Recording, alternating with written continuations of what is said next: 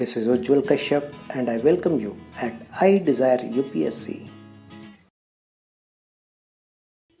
41. The Dawn of the New Millennium, Achievements, Problems and Prospects. As we proceed further into the new millennium, fundamental questions confront us. What has India achieved so far? What problems does it face? And what are the tasks and prospects for the future? Today, our newspapers, weeklies, and books on current affairs, besides many intellectuals, tend to see India since independence as an area of darkness. In 1993, a writer, C. Thomas, pithily summarized the torrent of wretchedness, though not sharing it, as follows: language riots, caste riots, communal bloodshed, the assassination of Indira Gandhi and Rajiv Gandhi, wars with Pakistan and China, secessionism in Punjab, an uprising in Kashmir, bloodshed in Assam, anti-Hindi movements in the south, starvation, corruption, pollution, environmental catastrophe, disparities of wealth and poverty, caste prejudice, burning brides, sati, killing girl babies, bonded labor, child labor, criminalization of politics, discrimination against women, human rights abuses. Point 1. This ran contrary to the optimism which many intellectuals maintained till Nehru was alive. But, as S. Gopal, one of our tallest historians, put it in 1984, with the passage of time, the Nehru era began to appear more and more of a faded golden age. It is as if, when he died, he took a whole epoch with him. The Nehru age, of confident assumptions, high aspirations, and considerable achievements, seems today a vanished world. There is a sickening sense of lost ideals and missed opportunities. Public service is no longer a selfless pursuit. Politics in India has become dispirited, and the objectives which he gave his people, then so challenging, now seem tired and muddled. The collective self-confidence of India has received severe jolts, making the people less optimistic and economically self-assured and more fragmented socially and politically. Point 2. There is, of course, much in India of yesterday and today which gives rise to despair and despondency among many, for who can deny the existence of mass poverty, gross inequality, intolerable illiteracy, social injustice, gender discrimination, social oppression, corruption, casteism and communalism, and poor quality of life in general. But these and many other weaknesses should not cloud our vision. There is not enough reason for us to allow ourselves to be stifled in a pall of gloom, to be drowned in a sea of depression. Certainly, we have by no means solved all our problems, some quite serious even after 60 years of independence. Not all that the Indian people had hoped to achieve during the heady days of the freedom struggle or set out to accomplish on the eve of independence has been achieved. Undoubtedly, serious deficiencies have remained, fresh weaknesses have emerged, new dangers have arisen. Still, it would be wrong not to acknowledge that India has made substantial all-round progress. Its achievements in the last 60 years have been considerable by any historical standards, especially if we keep in view the level from which it started and how difficult was the terrain along which we had to tread. Point 3. Vast political, economic and social changes have taken place. In the process, a lot of scum, gathered over the centuries, has also come to the top. But the legacy of the freedom struggle has held and not got diluted significantly. The qualitative advance made by India in many areas has been ignored by many because it has occurred gradually and without any ostentation or drama. India is now making a breakthrough in many areas. The advance already made in the political, economic, and social spheres, when taken in its entirety, should give the Indian people faith in their capacity to find solutions to the many remaining problems and ills of their society. National unity. A major Indian success has been scored in the strengthening of Indian unity politically, economically, and emotionally, and the pushing forward of the complex process of nation in the making. India's immense diversity has not hampered the process, even while this diversity has been sustained and has, in fact, flowered. Also, tensions generated by immense social churning have not come in the way of further developing the sense and sentiment of Indianness, of Indians being one people. There have, of course, been several challenges to Indian unity, but they have mostly been overcome. The solution of the divisive official language issue, reorganization of linguistic states, refusal to counterpoise regional and cultural identities to an Indian identity, sympathetic handling of the problems of the tribals and their integration into the national mainstream, firm treatment of separatist movements even when showing an understanding of the feelings underlying them, genuine efforts, even when not very successful, to reduce regional inequality, have gone a long way in ensuring that Indian unity is no longer fragile and that the existence of India as a viable and assured political entity is under little threat. Disparities between states still remain, but they do not threaten Indian unity, for they are often caused by infirmities internal to a state and are not the result of internal colonialism or subcolonialism where a backward region is subjected to economic subordination and exploitation by another more advanced region or by the rest of the country. A large number of regional or one-state parties have come into existence over the years. They have freely assumed power in the states and have even shared power at the center by allying with one or the other national party or becoming part of an alliance on an all India basis. These parties fight for greater access to central resources and not for their own separate and fuller control over the region's resources, for they already enjoy that.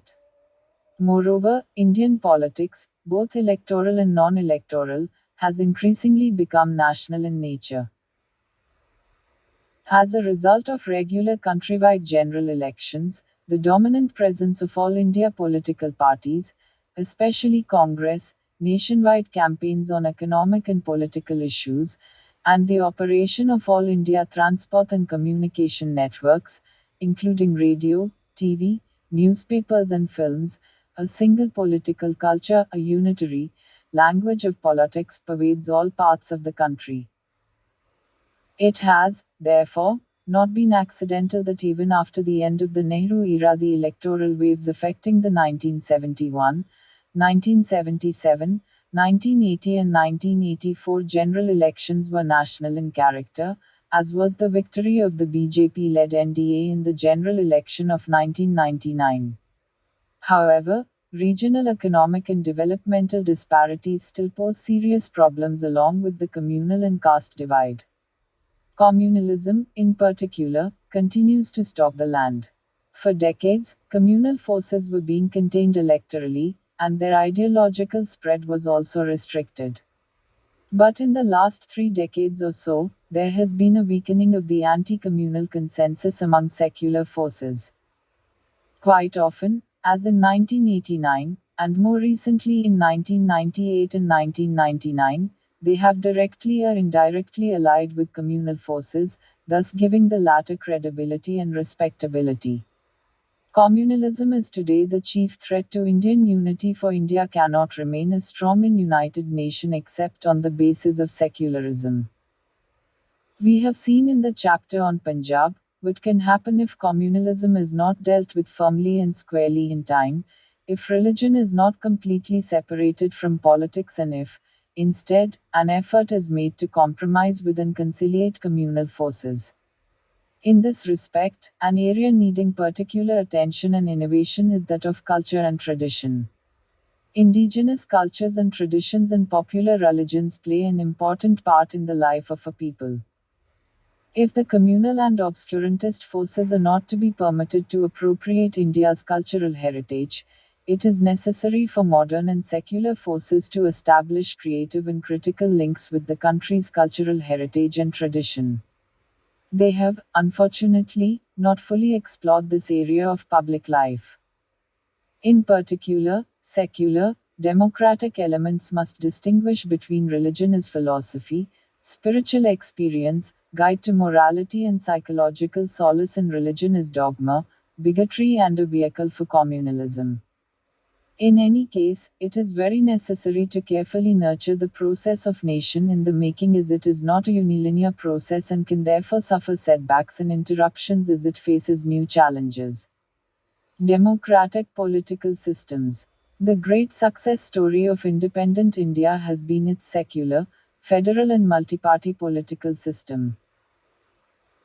The nation has had to face tasks of immense magnitude and confront numerous problems, for example, having to function in a backward economy with an impoverished citizenry, being torn by violent social conflicts, having to wage three major wars and face high costs of national defense since 1947, gradual weakening of many of its institutions, and being constantly under international pressure. Despite all this, the political system has, however, shown remarkable resilience and flexibility and has stood the test of time and exhibited an ability to overcome several crises, for example, those of 1967-69 and of 1974-77. Indira Gandhi was, to put it pithily, in August 1972 when asked to list India's achievements since 1947. I would say our greatest achievement is to have survived as a free and democratic nation. 4. Political stability has been an important characteristic of independent India's political system. There have been, since 1967, rapid changes of governments in the states and, since 1989, at the center, but political stability has persisted. Different political forces and formations have waged their political battles in the political arena prescribed by the Constitution. Changes in governments have taken place according to constitutional and democratic rules and have invariably been quietly and often gracefully accepted by those voted out of power by Parliament or the electorate. People have taken it for granted that elections, largely free and fair and held regularly, would decide who would rule the country, a state or a panchayat. Greater political participation by the people, including in its agitational forms, has not led to political instability. The political system has also acquired more or less unquestioned legitimacy, the few who have questioned its basic tenets having fallen in line in the end. Thus, the communists for several decades challenged, though only in theory, the basic constitutional structure is being geared to domination by the ruling, exploiting classes. But today they are among the more vocal defenders of the constitution. The communalists have been trying from the outset to undermine the secular character of Indian society and polity, but even they pay verbal obeisance to secularism, though they try to distort its character through redefinition. Similarly, though Jayaprakash Narayan questioned the multi-party parliamentary system during the 1960s and the early 1970s, in the end he too accepted it after the lifting of the emergency in 1977.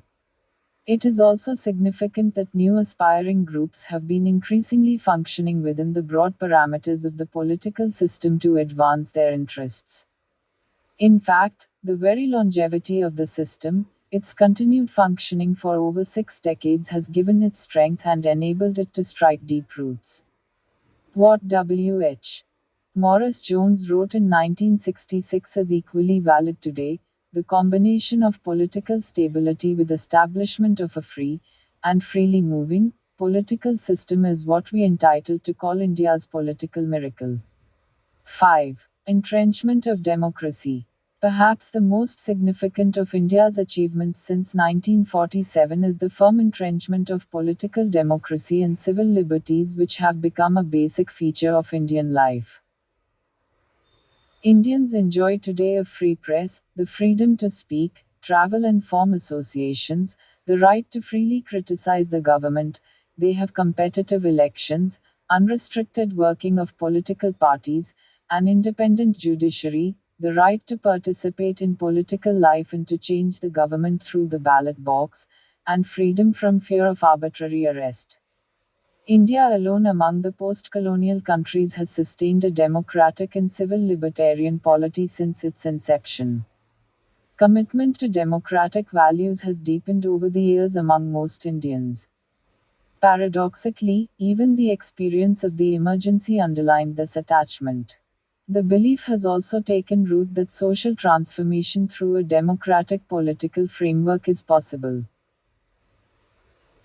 Nationalization of banks and several industries, land reforms, even quite radical as in Kerala and West Bengal, and effective functioning of Panchayati Raj, with its provision for 30% reservation of seats for women, and successful and unopposed working of the system of reservations for the SCs and STs in several states, has shown that political democracy as such is not an obstacle to social transformation and socio-economic reforms in the direction of equity and equality. A prominent and positive feature of Indian political development in the post-independence period has been the steadily growing political awareness among the people and their greater direct and indirect participation in the political process. The freedom struggle had already politicized large sections of the people. Popular agitational and electoral politics have pushed this process further. India has certainly become over time a politically more active society with an ever larger number of people and social groups being politically mobilized and incorporated into the body politic. The disadvantaged women, agricultural laborers, small peasants, the urban poor, have increasingly come to believe that their social condition is unjust and is capable of being changed, and that the desired change can be brought about through politics and by the assertion of their political rights. The people in general want a share in political power and a greater share of the wealth they produce. They are also no longer willing to tolerate certain naked forms of oppression, discrimination, deprivation, and neglect. For example, a government which would let a large number of people die in a famine, as happened during the droughts in the colonial period, would not last even a few weeks. People have also become aware of the power and value of their right to vote at various levels from the panchayats to parliament and of the benefits to be derived from its exercise. The politics of booth capturing, sale and purchase of votes, vote banks and patronage have been gradually receding and the voter's choice becoming more autonomous. One example is the increasing refusal of women to vote according to the wishes of the male members of the family. Moreover, the poor and the oppressed no longer accept dictates in regard to their choice of parties and candidates. Though they are still open to populist appeals or appeals on grounds of caste, region, or religious community, they can no longer be easily bullied about. People now tend to vote according to issues, policies, ideologies, or group interests so as to garner greater advantage from the government's development and welfare schemes. It is true that the role of caste in electoral politics has increased in recent years, but quite often caste as a political factor has come in primarily when other social, economic, and political issues have been absent in the electoral arena, or when such issues have got grouped around caste, as in the case of jobs and educational opportunities. However, caste as a factor in politics has invariably receded when broader national issues have come to occupy center stages in the Garibi Hatao election of 1971, the JP movement of 1974-75, the anti-emergency election of 1977 and the 1984 election, after the assassination of Indira Gandhi, when the country was seen to be in danger.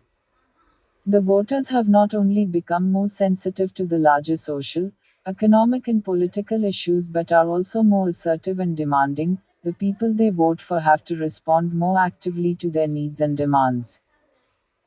A major reason for the volatility of the voters' behavior in recent times, resulting in wide swings in electoral mandates, is the heightened voter expectation from the electoral process and the pressing demand by the voters for performance and fulfillment of the promises made during elections.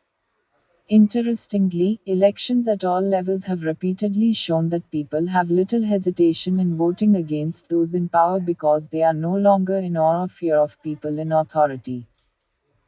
Politicization and mobilization of the hitherto unpoliticized, which has been a continuous and ongoing process, has sometimes taken the form of popular agitations, which have involved many of the urban and some of the rural sections of society. They have, however, so far left the rural poor untouched in large parts of the country. The politics of protest has fed on demands for social justice, a share in the gains of development and participation in decision making. It has grown as the more disadvantaged and oppressed classes and groups have come on the political stage. Power struggle and popular mobilization in rural areas has, however, often taken a casteist form in the absence of mobilization around class and of struggle against the caste system and caste oppression and discrimination. A major step towards further democratization of the political system and greater people's participation is also greater control over their own lives has been taken with the inauguration of the freshly designed Panchayati Raj. Popular participation in the political process. Perhaps the most important political task today is to deepen democracy and make it more meaningful for the mass of the people by enabling their greater participation in the political process. Voting in periodic elections should not be regarded as the only form of such participation. So far, there has been a general failure to politically mobilize the poor and the disadvantaged and to shift the balance of social and political power in their favor. The capitalists, who are major beneficiaries of economic development, the landed peasants, who have gained most from land reforms and the Green Revolution, the intelligentsia, the professionals, and the middle classes, for whom immense opportunities have opened up after 1947, the government and public sector employees, the organized working class and the upper layers of the SCs and STs, all have been able to find various means of protecting and promoting their interests. They have thus been able to tilt democracy in their favor. But the poor have been unable to do so to any great extent. They have been left out of the larger decision making process and have had little voice in the day to day decisions affecting their lives.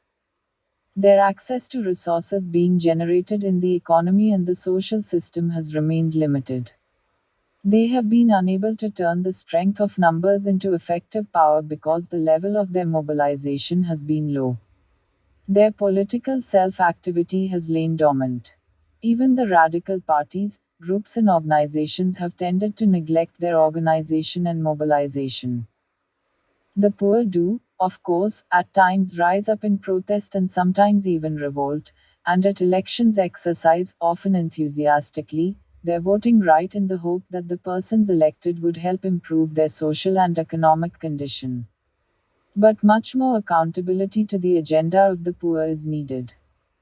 The widest mobilization of the bottom millions is also necessary because neither development nor social change and not even national unity can be fully promoted without their active involvement.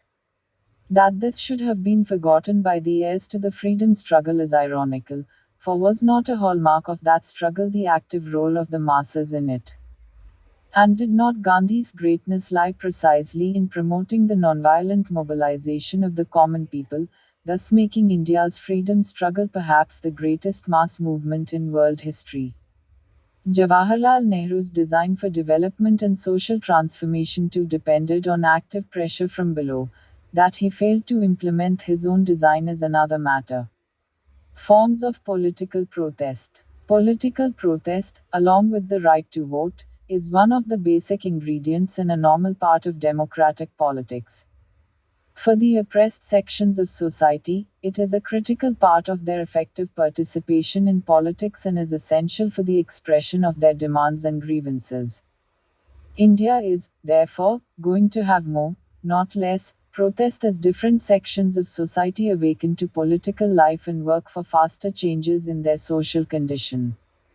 Protest movements are also very important means for the people to force those in authority, particularly those wielding political power, to respond to their demands.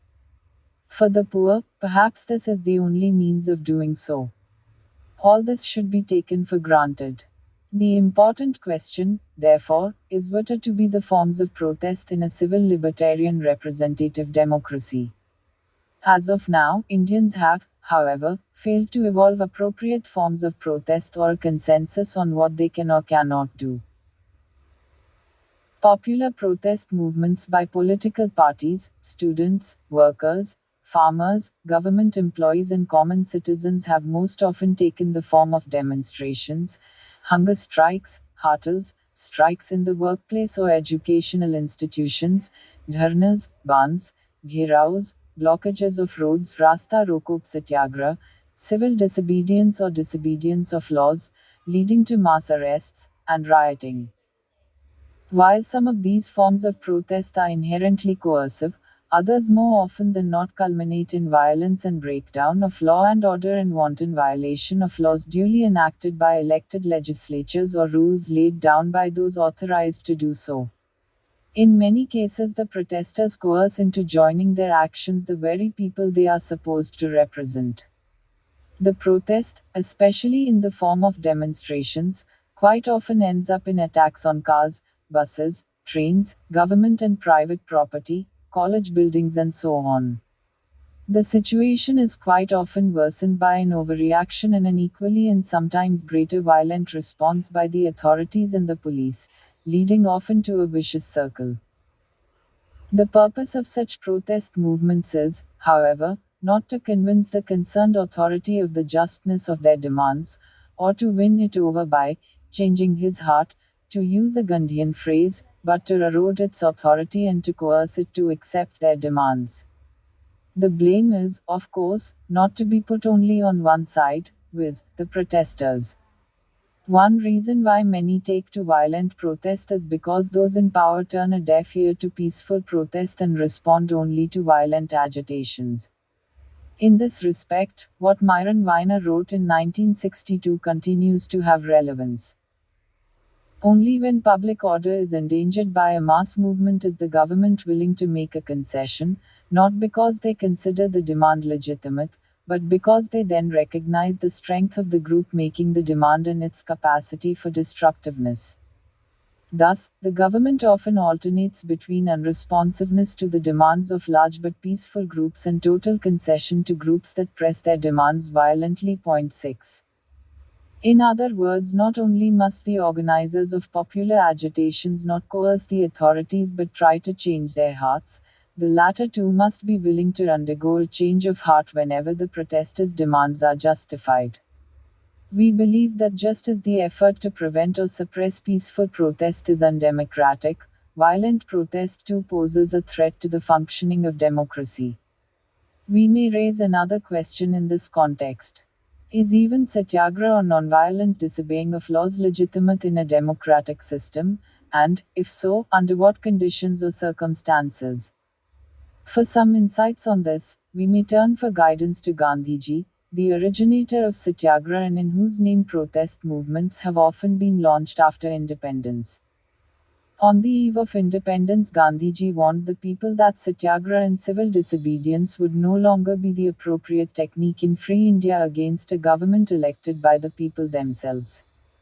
Even against the British, he insisted on satyagraha and civil disobedience being completely nonviolent in word and deed. In any case, they were to be the weapon of last resort, where gross injustice or immoral action by the government or other authorities was involved and all other methods of redressal had been tried and failed. The forms of protest tried out in independent India in imitation of Gandhiji's methods are, in fact, more akin to what he described as duragraha. We may give a long quotation from The Conquest of Violence by the Gandhian scholar John V. Bondurant to make the clear difference between satyagraha and duragraha as Gandhiji perceived it. In the refinement of language for describing techniques of social action, duragraha serves to distinguish those techniques in which the use of harassment obscures or precludes supportive acts aimed at winning over the opponent. In those instances where democratic procedures have been damaged through default or design, and where the legal machinery has been turned towards a travesty of justice, civil disobedience may be called into play. But if civil disobedience is carried out in the style of duragraha, and not within the framework of satyagraha, it may well lead to widespread indifference to legality and lend itself to those who would use illegal tactics to undermine faith in democratic processes. Point 7. Gandhiji would never have advised giving up of protest, which was to him the breath of the life of a citizen. But he would also not have followed the route which some of the Gandhians and most of the non-Gandhians have followed since his death. Smaller men could only imitate him. He would, however, have, as he did promise, innovated and evolved new forms of protest as also political activism suited to a self-governing, democratic and civil libertarian polity. That is also the task which leaders and organizers of popular protest should undertake today. That this can be done is shown by the civil rights movement in the US and the anti-nuclear peace movement in Britain. Economic performance. Independent India's economy has been quite vibrant in its performance, on the whole satisfactory, as the chapters on the Indian economy bring out. It has made long strides in almost all its different aspects, though the extent of achievement is not what was possible and what was needed. India has overcome economic stagnation and broken the vicious circle of poverty, underdevelopment, poverty.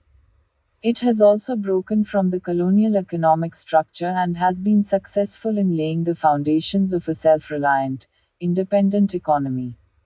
It has thus fulfilled the design of the founders of the Republic, to go from political independence to economic independence. India has not been autarkic or self-sufficient or based on national seclusion, living within its own cocoon. That was in any case not possible. It could only develop as an integral part of the world economy. But independent India's integration with the world economy has been different from that of the colonial period.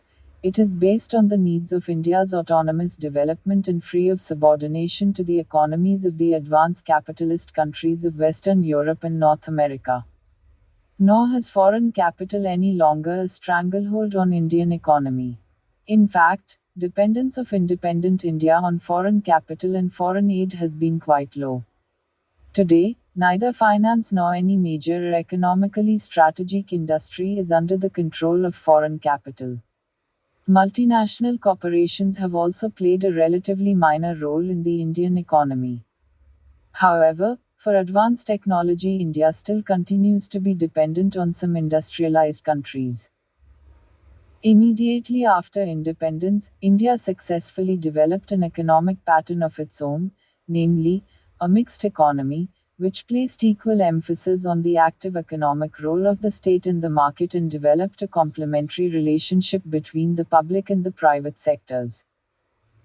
Since 1991, India has also been able to carry through economic reforms, dismantling bureaucratic controls and the license quota raj and developing a closer integration with the world economy, through a gradual process, without hurting the economy or the people's living standards.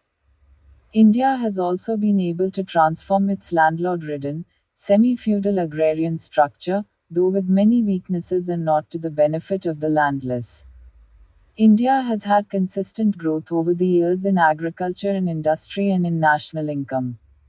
Indian economy has been remarkably stable and little susceptible to world cyclical swings. It was able to withstand without serious damage three major adversities in the world economy: the oil shock of the 1970s, the collapse of the socialist countries of Europe with which India had close and significant economic ties, and the East and Southeast Asian economic crisis of 1997. It was also able to recover from the 1991 fiscal and foreign exchange crisis without serious cost or dislocation. Stagnation of the colonial period in agricultural production and productivity has come to an end, with agriculture growing more than 3.5 times since 1950. India has achieved self-sufficiency in food, with food grain production having grown at 3% per year. Famines have become a distant memory, despite periodic droughts. The effect of the monsoons on agricultural production, though still there, lessens with the passage of time. Industry has grown more than 22 times since 1950. It has, moreover, undergone structural transformation and considerable diversification. The weakness in the basic and capital goods sector has been overcome to a considerable, though not to the desirable, extent. The share of this sector in total industrial production has gone up sharply, and India's dependence on the advanced countries for basic goods and capital equipment has been greatly reduced. There has also been a massive expansion of the power, transport and banking sectors. India has also become more or less self-sufficient in defense production with capacity to produce long-range missiles and atomic weapons, though it still has to purchase some highly sophisticated defense equipment from abroad. It has also acquired a large trained scientific and technical force. India's national income has grown more than tenfold from 1950 to 2004-05 and its per capita income by 3.3 times despite a very high rate of population growth. Referring to the Indian economy, a sympathetic scholar, Francine R. Frankel, had written in 1978, during much of the later 1960s and into the 1970s, there were chronic food shortages, sharp inflationary price spirals, low availability of domestic raw materials, shortfalls in industrial output, underutilized capacity in consumer goods industries, stagnant or declining rates of public investment, and diversion of scarce foreign exchange for imports of food grains and raw materials. Yet such a situation is not easy to conceive today. And her prediction that India was likely to return to a low-level equilibrium in which growth rates did not significantly exceed the rate of population increase was proved false in the 1980s itself. 9. India has during the last few years entered a period of high economic growth and is on the way to becoming an important global economic power. As such, it is bound to play a major role in the world economy of the 21st century. Economic problems and dangers. All the same, the economic problems that India is yet to solve are enormous. It is likely to face major new challenges in the next few years. India is still a poor and backward country by world standards, and the economic gap vis-a-vis the advanced capitalist countries has widened instead of narrowing. This is especially true of the technological gap between the two. Despite the long strides Indian economy has taken, it still does not manage to fully satisfy the basic needs of all of its people, what to speak of their aspirations, in part because of the skewed income distribution. Nor is India's economic independence irreversible. We are living in a world capitalist system which is utterly unequal and still divided into core and peripheral countries. The world system even now consists of competing sovereign states and national economies, and the core, developed countries do everything to maintain their privileged position in the world economy, while trying to weaken still further the relative position of the states and economies of the periphery. India's economic development, though independent so far, has not reached that stage where its economy, because of being incorporated into and integrated with the world capitalist system, no longer faces the danger of reperipheralization, that is, subordination and subservience to the core economies.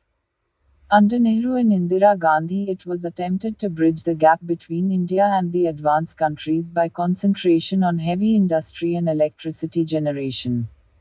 This was a necessary task, for India had to compress in a few decades what Europe had achieved in more than 150 years.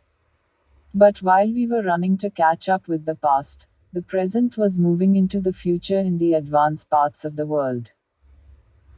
While the vision and the objectives of the Nehru era, that of catching up with the Western world while being self-reliant and retaining economic independence and on that basis building a more egalitarian and just society, have to continue to inspire the Indian people, the means and goals of technological transformation have to undergo a change. The world economy has entered a new, momentous phase. Application of science to industry, agriculture, trade and communication has taken another leap forward. Today, economic development or the fourth industrial revolution is based on microchip, biotechnology, information technology, new sources of energy and advanced managerial techniques. All these rely overwhelmingly on the development of intellect or what may be described as brain power, or the developed scientific, technical, managerial and other intellectual capacities of the citizens. There is every danger that there may be a new international division of labor where advanced technology, research and development and other, brain activities would get concentrated in currently advanced or core countries, while India and other underdeveloped and developing countries would be confined to production of traditional consumer and produces goods and to muscle and nerves activities. The danger of peripheralization also takes the form of domination through the investment of financial or industrial capital.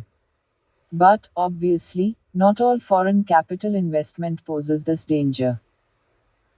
Indian economy, the Indian capitalist class and the Indian state have reached a stage where they can definitely take in a certain quantum of foreign capital, especially to serve the dual purposes of absorption of technology and organizational structures and skills and provide a degree of competition to indigenous entrepreneurs, private or state. What India has to avoid is the pattern of Latin American style dependent development where the multinational corporations control key economic sectors and positions and determine the predominant patterns of internal production and international exchange. There is the great danger that though foreign capital investment would result in industrial development, it would simultaneously perpetuate technological backwardness relative to the advanced capitalist countries. While some industries of the earlier phases or even of the latest phase of industrial revolution would be transferred to India, the advanced brain activities would largely continue to be kept out of it and would remain the monopoly of the core, that is, advanced countries. While there is a need to moderate our former hostility to foreign capital, the policy of controlling its direction and role has to be continued. Because the latest phase of the Industrial Revolution is based on brain activity, education, especially higher education, acquires great significance. However, its quality and not merely its spread is important. The fact that the education imparted to the overwhelming majority of students in rural as well as urban areas is of extremely low quality means that the country is deprived of the vast potential of its brain power. In fact, this weakness may be described as internal brain drain. The task of renovating the utterly insufficient and defective educational system, therefore, acquires added urgency. Any populist effort, in its many guises, to neglect the quality of education has to be opposed, for the cost of neglect in this sphere is as great as the neglect of machine making and other capital goods industries in the earlier periods. For various reasons, India has been subjected to large-scale brain drain to the US and Europe. Ways and means have to be found to prevent and reverse this trend. More than NRI non-resident Indian capital, we need the NRIs physically back in India, and we have to find ways to somehow check the continuing outflow.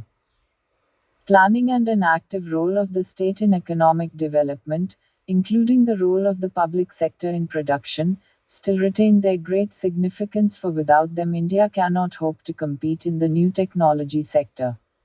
However, the public sector has to be made more productive through the more efficient use of resources and competition with the private sector. It also needs to be freed from the stranglehold of political patronage and the ill-fitting and incompetent bureaucracy. The areas of darkness. Wide prevalence of poverty, inequality and social injustice and the poor quality of life of the vast majority of the people are the major areas of darkness in India's social and economic development.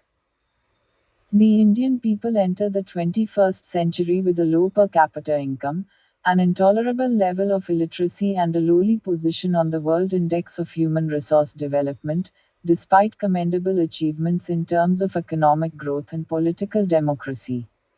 A change in the social and economic condition of the people has occurred since independence, but at too slow a rate.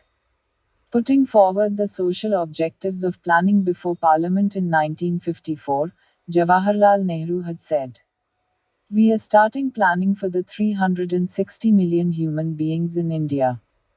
What do the 360 million people want? It is obvious enough that they want food, it is obvious enough that they want clothing, that they want shelter, that they want health. I suggest that the only policy that we should have in mind is that we have to work for the 360 million people, not for a few, not for a group but the whole lot, and to bring them up on an equal basis. 10. When placing the second five-year plan before Parliament, Nehru defined socialist society as a society in which there is equality of opportunity and the possibility for everyone to live a good life. Point 11 These objectives have been only partially fulfilled. A humane, egalitarian, and just social order has still to come into existence. For too many, a good life is still a pie in the sky. We have dealt with social injustice and the efforts to overcome it in the chapters on caste and communalism. In the next two sections, we will deal with the problems of poverty and the quality of life. Poverty. Independent India has failed to eradicate poverty despite consistent economic growth in the years since 1947. This is a major blot on its record. Yet, it is also true that though poverty remains, it has been lessened. In the early 1960s, the Planning Commission formulated the concept of the poverty line. Below this line were people whose consumption, especially of food grains, did not come up to a minimum level in terms of calories.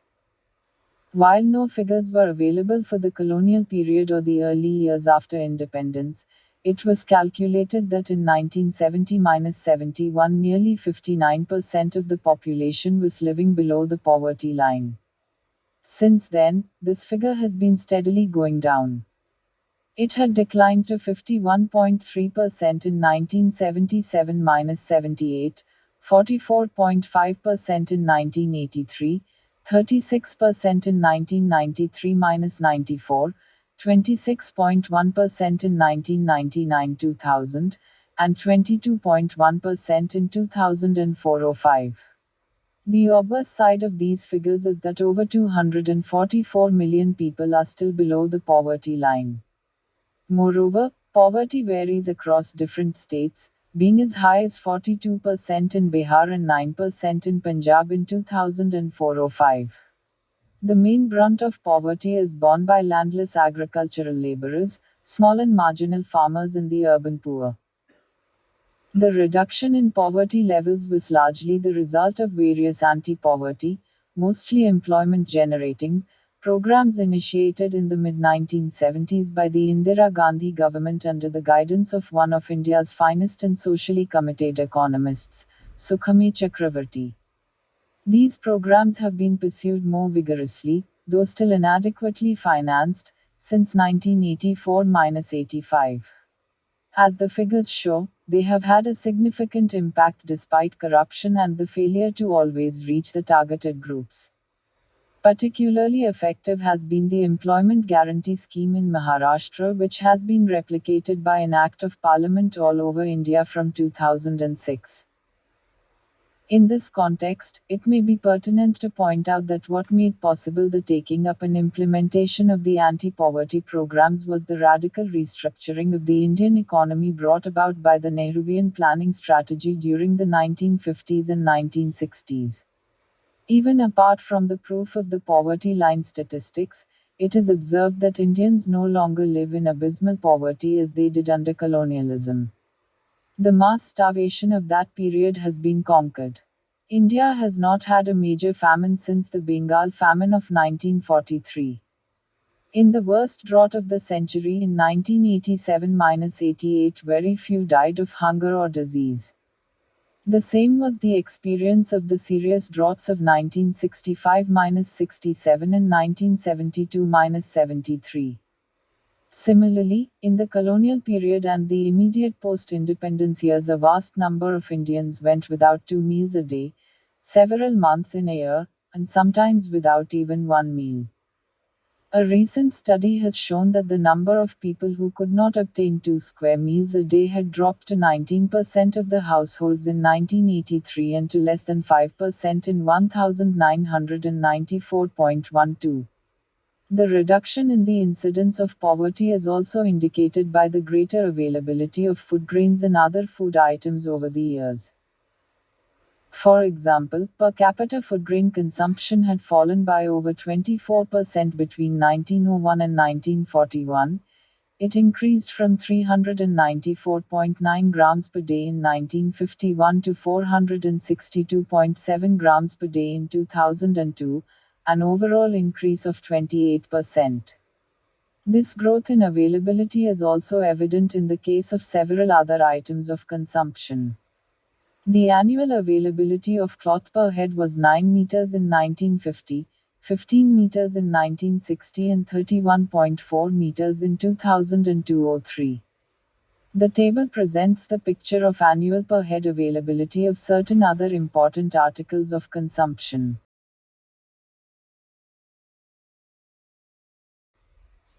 Similarly, from 1950 to 2005, production of milk increased by nearly 6 times, from 17 million tons to 97.1 million tons, and milk availability per capita increased from 124 grams per day to 241 grams. Production of eggs increased in the same period by more than 24 times from 1,832 million to 46,231 million, and fish more than 9 times from 0.7 million tons to 6.7 million tons. Still, the incidence of poverty and especially endemic undernourishment, particularly among children, is very much there, though not stark hunger or utter destitution, except among the very old and the handicapped. A dent in poverty has been made, though it is not deep enough. The problem of poverty has been further compounded by the existence of glaring inequality, social and economic. While the poor have not become poorer and have derived some benefit from economic growth, the gap between them and the rich has grown before our very eyes. The fruits of this growth and the resulting significant rise in national income have been disproportionately gathered by a few belonging to the upper and to a certain extent middle layers of society. Maldistribution of income, opportunities and power has been, moreover, built into the very social and class structure of the country. With the onset of liberalization of the economy and economic development on the basis of the animal spirits of the capitalists, inequality is likely to grow unless counter steps are taken, even if economic development is somewhat hurt. Quality of life.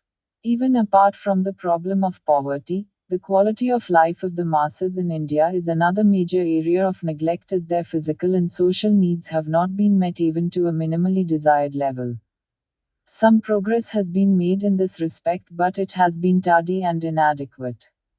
India has been quite weak in the all-round transformation of human conditions. Its record is quite dismal when compared even with that of the other developing countries. In the latest Index of Human Development, another name for the measurable parts of the quality of life, compiled by the United Nations Development Programme (UNDP) in 2004, India occupies the 126th position among the 177 nations covered. Quality of life encompasses certain immeasurable components, such as love, human relationships, appreciation of arts, music, literature. But progress or lack of it in some of its other components can be measured. We will first take up 3 of these pertaining to health and education, life expectancy at birth, infant mortality rate (IMR), and literacy, which are most commonly used in discussions on the subject. A comparison of the post-independence record in these fields with that of the colonial period shows that India's performance has been quite creditable during the last 5 decades. This despite the fact that health and education are 2 areas which have received low priority from successive central and state governments in India. However, a very brief comparison of the statistical progress made by some other countries such as China and Sri Lanka reveals how far we are lagging behind in regard to these important areas and what we still have to achieve. An Indian's life expectancy at birth, which was 32 years in 1950, rose to 45.6 years in 1970 and to 63.6 years in 2004, very creditable indeed. But it was already 71.9 and 74.3 years in 2004 in China and Sri Lanka respectively. The rise in life expectancy in India was basically the result of the steep fall in death rate per 1000 from 27.4 in 1940 to 14.9 in 1970 and 7.6 in 2005. IMR rate per 1000 live births, which was 227 in 1941, had fallen to 130 in 1970 and to 58 in 2005. However, it was much lower for China 36 and Sri Lanka 12 in 2004. Another sad fact observed is that too many women still die in India during childbirth. The current maternity mortality rate per 100,000 live births in India is as high as 407 compared to 58 in China and 92 in Sri Lanka. One reason for this is that 60% of all childbirths in rural India are still attended to only by untrained persons. Perhaps India's biggest failure is the continuation of high illiteracy rates among its people. In 1950, nearly 82% Indians were illiterate. This figure was still as high as 35.1% in 2004. The comparative figures for China and Sri Lanka were already as low as 17.1 and 9.3% respectively in 1997. Moreover, the gender gap in the case of literacy was astonishingly high in India, nearly twice as many women being illiterate as men. As has been shown in earlier chapters, India's record in higher and technical education is far better. Also, there has been rapid expansion of school education in the last 15 years with an increase in the percentage of school-age children going to school. The flip side is the deterioration in the quality of education in the case of both schools and institutions of higher education in recent years. With rare exceptions, the system of public education has become virtually dysfunctional with the cooperation of all concerned, the government, political parties, educational administrators, teachers, parents and students. The standard of rural schools has fallen so low that quite often a child who has spent 5 years in school is not able to read or write at all and is, at the most, able to write only his or her name, if even that. Healthcare, especially in rural areas, is another area of human development that has been grossly neglected in the last 50 years. Large number of Indians do not have access to safe water supply, health services or sanitation. 47% of Indian children under 5 are underweight, though this ratio has been declining in the last few years. The bright spot in this respect is the great success of the programs for the immunization of children against polio, tuberculosis, diphtheria, tetanus and whooping cough and eradication of smallpox. As in the case of education, in the field of public health too, the quality of services provided is quite poor in most states, especially in the Hindi belt. The housing situation shows improvement in rural areas of India where the number of Pakka houses has increased dramatically, but it has been deteriorating in urban areas, with millions being homeless and living on pavements or in jaggis, shanties, unprotected from sun, rain or cold and with hardly any provision for water, electricity or sanitation. Even otherwise, Indian cities have been declining in regard to many aspects of the quality of life, sanitation, housing, transport, electric supply, schooling. Also, there is very low consumption, especially in rural areas, of goods which make life easier and more joyful: scooters and motorcycles, radios, electric fans, room coolers, telephones, televisions, electric or gas or even coal chillers, refrigerators, washing machines, though their use is way above that at the time of independence. On the other hand, the number of towns and villages electrified has expanded rapidly since 1950. In 2006, 86.2% of the rural and almost all the urban households, except Jaggis, had acquired electric connections. Electricity generation went up from 5.1 billion kilowatt-hours (kWh) in 1950 to 617 billion kilowatt-hours in 2006.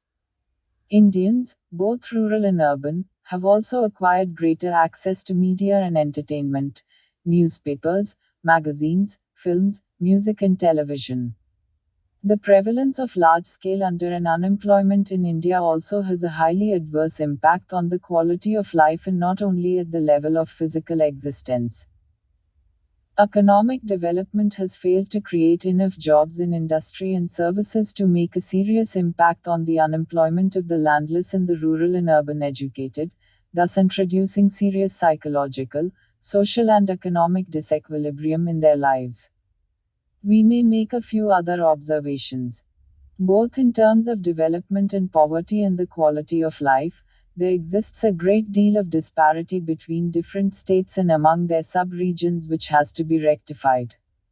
An improvement in the quality of life or in the indices of human development would invariably require the state to play a more active role in the social sector than before. Agricultural laborers and marginal and small peasants, with no or small patches of land and increasingly unable to get employment, are the most deprived section of Indian society in all aspects of the quality of life and standard of living. They suffer more than others from poverty and disease and lack of education, housing, health facilities, protected water supply, sanitation, electricity, and cultural and entertainment facilities. They are also likely to be the victims of the most vicious caste discrimination and caste oppression. They are also least organized in class organizations and least involved in political processes. Promises to keep. No doubt we still have promises to keep and miles to go. Single quote. We still face the challenges of poverty, disease, illiteracy, inequality, social backwardness, and gender and caste discrimination and oppression. But there is no ground for pessimism or resignation, for frustration or lack of pride. Many of our current problems are the outcome of the tremendous changes we have undergone and not because of regression or stagnation. Despite many maladies and shortfalls, India has impressive achievements to its credit in the economic and political arenas. It has made significant progress towards social justice. As a result of economic development and transformation of the agricultural and industrial production base of society during the last half century, India has now the resources to further its social agenda. The earlier debate whether a poor society could pursue social justice is no longer relevant. There is no longer any need to counterpoise increase in production and productivity to the removal of poverty and better distribution of wealth and opportunities. Nehru's dilemma about how to combine development with equity has also disappeared, for we can now achieve this. It would, therefore, not be wrong to expect and to predict that in the next decade or so India is likely to make immense progress, to almost take a leap forward, in transforming the lives of the mass of the people and give them a decent standard of living. The major reason for our optimism lies in our belief that a vibrant democracy can find a solution for these problems. Women, the rural poor and the oppressed have increasingly come to believe that a better, more humane life is possible. They have woken up to the political power that inheres in them. India's democratic political system, despite many weaknesses, provides them the framework in which to exercise that power. The power of the people in a democracy is the liberating deluge that can, and we are sure will, sweep away the accumulated dirt of the ages. This is, of course, all the more reason for the preservation and deepening of democracy in India.